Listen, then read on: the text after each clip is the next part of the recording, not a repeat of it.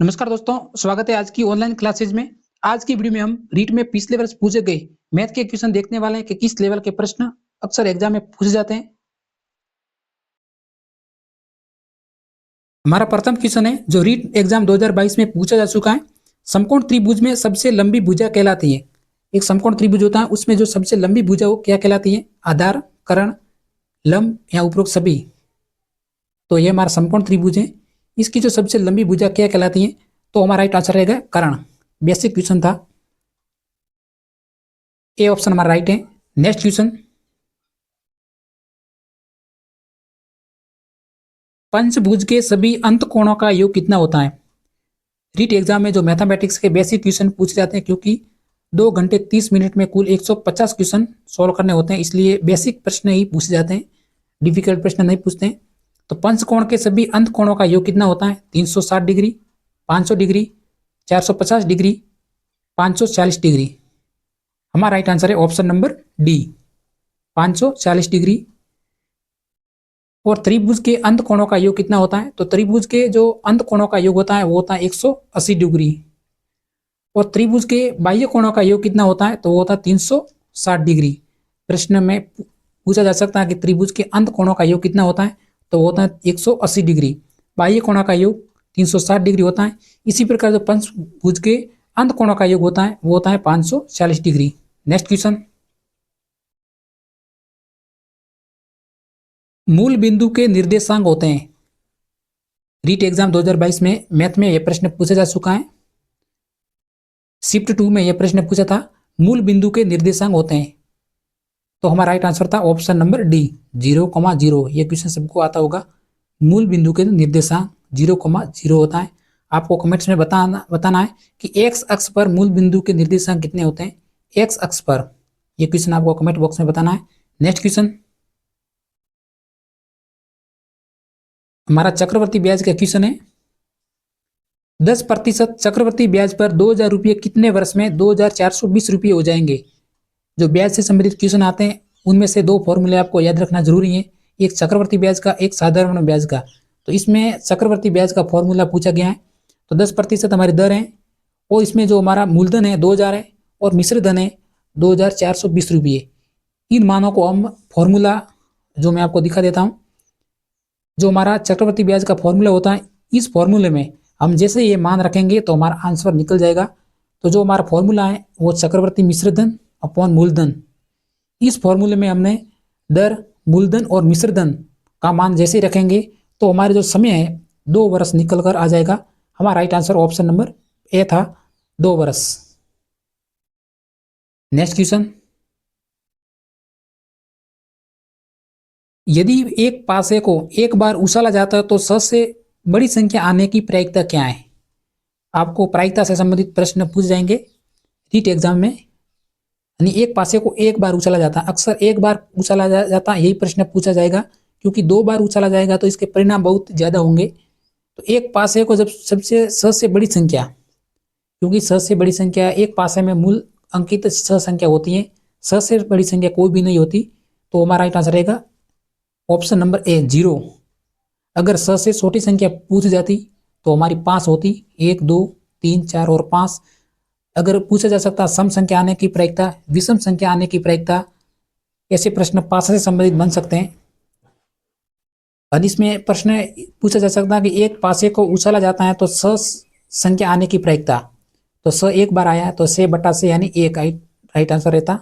बहुत ही सिंपल प्रश्न है। नेक्स्ट क्वेश्चन,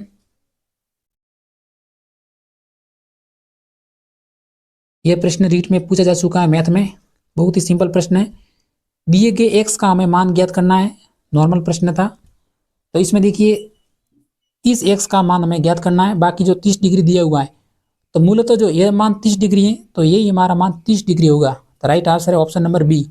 जब यह 30 डिग्री होगा तो ये हमारा 90 डिग्री होगा। तो 90 डिग्री में हम 30 डिग्री निकालेंगे तो यह मान हमारा 60 डिग्री आ जाएगा। बहुत ही सिंपल प्रश्न है, राइट आंसर है option number B. Next question, किसी धनराशि पर 5 वर्ष का साधारण ब्याज मूलधन का 3/5 हो जाता है तो साधारण ब्याज की दर कितनी होगी? देखिए साधारण ब्याज का हमारा प्रश्न है। तो जिसमें इसमें पूछा है कि मूलधन का, तो इसमें जो हमारा मूलधन है वो 5 रहेगा और जो ब्याज है वो 3 रहेगा और धनराशि समय है हमारा 5 वर्ष रहेगा और दर निकालनी है। तो दर आसानी से निकल जाएगी एक फॉर्मूले से, जो आपको फॉर्मूला याद रखना जरूरी है। साधारण ब्याज का एक ही फॉर्मूला होता है जो हर एग्जाम में एक ही फॉर्मूला काम आएगा, साधारण ब्याज दर मूलधन इंटू दर इंटू समय अपॉन 100। इस फॉर्मूले में अगर दर निकालेंगे तो दर बराबर जो भी हमें मान दिया हुआ है इसमें पुट करना है और दर हमारी 12% निकल जाएगी। बहुत ही सिंपल प्रश्न था। नेक्स्ट क्वेश्चन, यदि एक समबाहु त्रिभुज का परिमाप 48 सेंटीमीटर हो तो उसका क्षेत्रफल क्या होगा। डायरेक्ट प्रश्न पूछा है, फॉर्मूला आना चाहिए और उसमें मान रखना आना चाहिए, बस हमारा आंसर निकल जाएगा। तो देखिए इस क्वेश्चन को मैंने हल कर लिया है, यही प्रश्न है। तो एक जो समबाहु त्रिभुज होता है जिसकी हमें तीनों भुजाएं बराबर होगी, तो इसका जो तीनों भुजाओं का जो क्षेत्रफल है वो परिमाप है जो 48 सेंटीमीटर दिया गया, यानी इन तीनों भुजाओं का परिमाप दिया है तो हमें एक भुजा का जो क्षेत्रफल होगा वो हमारा 16 होगा। जब 48 में 3 का हम भाग देंगे तो एक भुजा निकल कर आ जाएगी, वो हमारी 16 रहेगी। तो उसमें जो क्षेत्रफल होता है √3/4 इंटू भुजा स्कोर। एक भुजा हमारी 16 है तो √3/4 इंटू 16 का स्कोर, तो हमारा 66√3 आंसर निकल कर आ जाएगा, यानी ऑप्शन नंबर ए हमारा राइट आंसर है। आप भी इस क्वेश्चन को हल कर सकते हैं, बिल्कुल बेसिक प्रश्न है। आपको पिछले वर्ष के 2 या 3 साल के पेपर मिला लेना है तो आपका एक क्वेश्चन भी गलत नहीं होगा। केवल फॉर्मूले से ये प्रश्न होते हैं। क्लासेज वाले कुछ भी समझाएंगे, लेकिन जो रीड के आप देख रहे हैं ये पेपर रीड का ही है। साथियों, वीडियो को लाइक और सब्सक्राइब भी जरूर करें। अब हम देखते हैं प्रश्न, ऐसे प्रश्न जो शिक्षण अभिरुचियों के, जो 15 क्वेश्चन पूछ जाते हैं। गणित सार संग्रह नामक पुस्तक के लेखक हैं। गणित सार संग्रह नामक पुस्तक के लेखक कौन थे। आर्यभट्ट, श्रीधराचार्य, पाइथागोरस, महावीराचार्य। तो हमारा राइट आंसर था पाइथागोरस, ऑप्शन नंबर सी। शिक्षण अभिरुचियों के जो प्रश्न है जरूर याद रखें। नेक्स्ट क्वेश्चन है,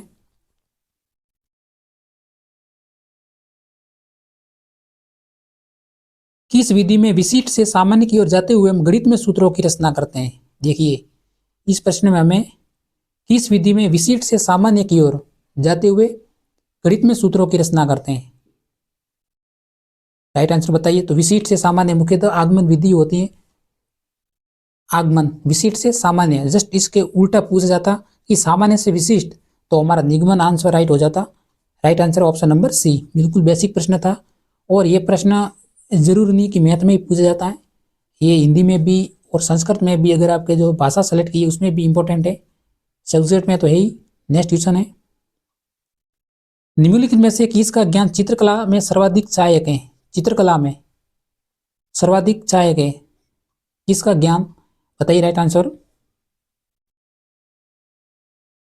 हमारा right answer option number B, सांख्यिकी। बाकी रेखा गणित, अंक गणित और फलन गलत हो चुका है, ऑप्शन नंबर बी। देखिए निम्नलिखित में से कौन सी एक मूल्यांकन प्रविधि नहीं है। मूल्यांकन की प्रवृत्ति कौन सी नहीं है। साक्षात्कार तो है, प्रश्नावली भी है, तैयारी भी है, चेकलिस्ट और तैयारी। राइट आंसर बताइए दो बी और डी में से। हमारा राइट आंसर है ऑप्शन नंबर बी, तैयारी, जो एक मूल्यांकन प्रविधि नहीं है, option number B. Next question, आज का हमारा अंतिम क्वेश्चन है, मूल्यांकन प्रक्रिया संबंधित होती है शिक्षण उद्देश्य से, मूल्यांकन प्रविधि से, अधिगम अनुभव से। मूल्यांकन प्रक्रिया, राइट आंसर बताइए, ऑप्शन नंबर डी। आज की वीडियो में इतना ही साथियों। अगर आप साइंस के विद्यार्थी हैं तो आप विज्ञान का प्रश्न भी मैंने अपलोड कर दिया है, जो पेपर विज्ञान का, यह केवल मैथ का पेपर था जिसके 30 प्रश्न आते हैं। इनमें से 20 प्रश्न आते हैं जो केवल मैथ के आते हैं और 10 प्रश्न जो शिक्षण अभिरुचियों के आ जाते हैं, तो कुल 30 आते हैं और 30 विज्ञान के आते हैं। साइंस के विद्यार्थियों के लिए 60 प्रश्न करने पड़ते हैं, 30 मैथ के और 30 विज्ञान के, जो केवल एक ही पेपर आता है।